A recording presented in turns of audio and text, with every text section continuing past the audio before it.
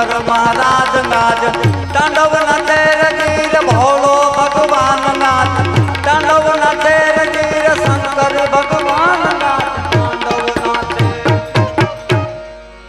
બાપુ એક માતાજીનો ભાવ સમજાવી પછી એમ કે આ નો ગાવતા લગન મને નથી મજા આવતી એના જેવું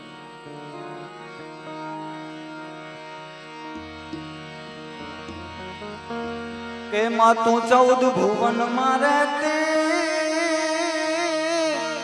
એ મોગલ કે માં તું 14 ભુવન માં રહેતી